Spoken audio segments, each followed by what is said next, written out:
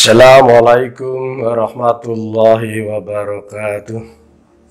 Innal hamdalillah nahmadu wa nasta'inu wa nastaghfiruh wa na'udzu billahi min syururi anfusina wa min sayyiati a'malina. May yahdihillahu fala mudilla lahu wa may yudlil fala hadiya lahu. Asyhadu an la ilaha illallah wahdahu la syarika lahu wa asyhadu anna Muhammadan abduhu wa rasuluhu la nabiyya ba'dah. Allahumma sholli ala Muhammad wa ala alihi wa sahbihi wa barik wa sallim. Ibu bapak kaum muslimin wa muslimat rahimakumullah. Yang utama dan yang pertama, puji syukur alhamdulillah kehadirat Allah Subhanahu wa taala.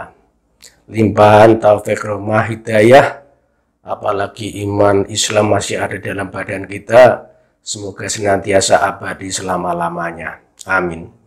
Sholawat salam semoga tercurah Nabi teladan kita Rasulullah Muhammad SAW, yang insya Allah nanti di hari kiamat kita menunggu syafaatnya.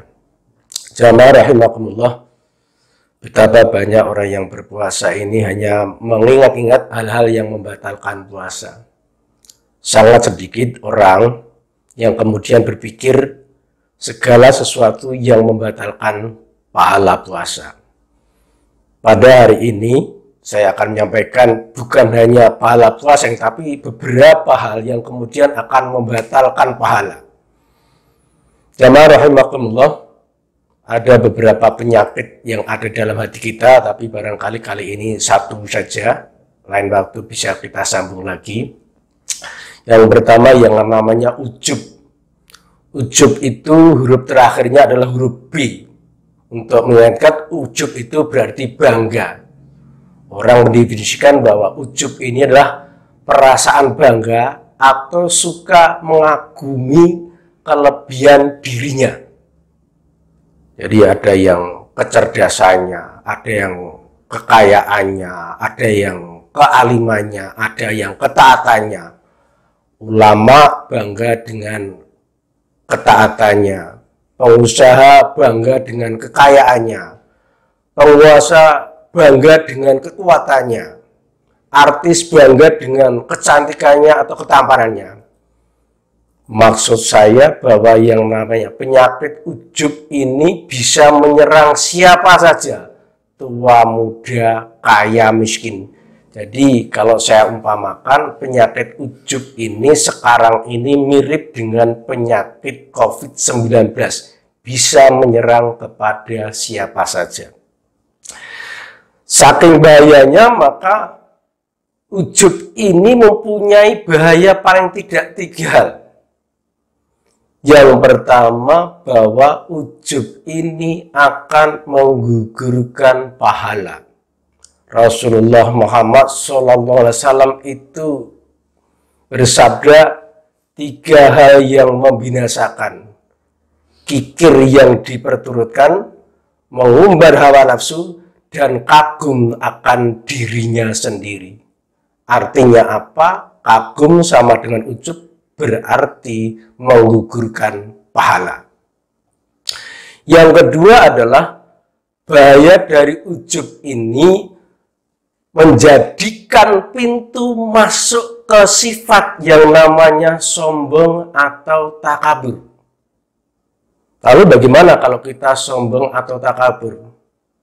Rasulullah bersabda, tidak akan masuk surga seseorang yang di dalam hatinya itu terdapat sombong meskipun sebesar biji sawi. Jadi ujub nanti berlangsung ke takabur, dan kalau takabur atau sombong berarti kita tidak bakalan masuk surga.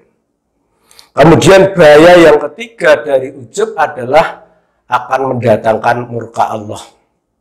Rasulullah Muhammad bersabda, barang siapa yang menyesali doanya maka ia menanti rahmat Allah. Sedangkan barang siapa yang ujub maka dia menanti murka Allah. Nah, barangkali kalau sekarang baru banyak musibah, barangkali sekarang banyak orang yang ujub. Nah, ini marilah kita introspeksi pada diri kita sendiri.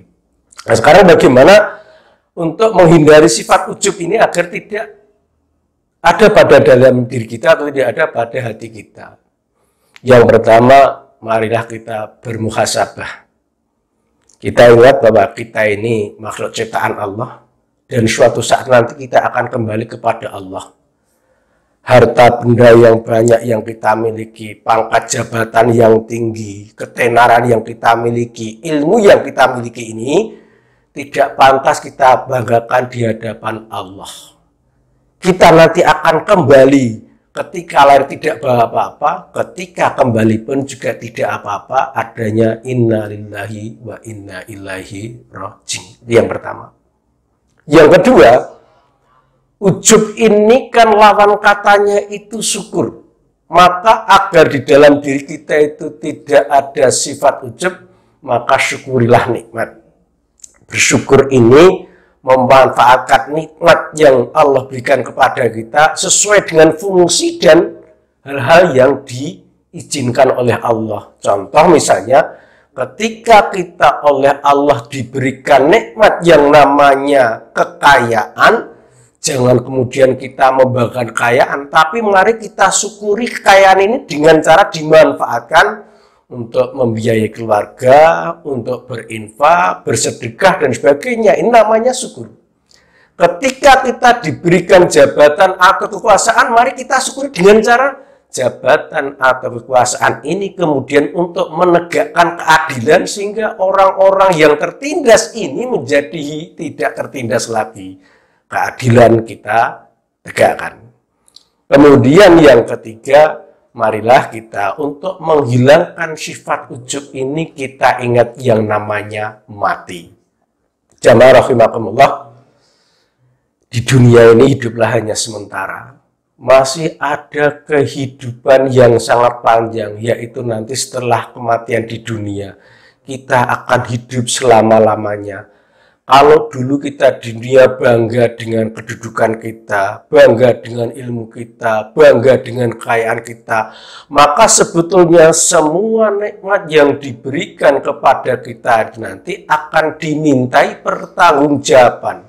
Dan pertanggungjawaban yang di awal sekaligus di akhirnya nanti ketika kita nanti sudah mati.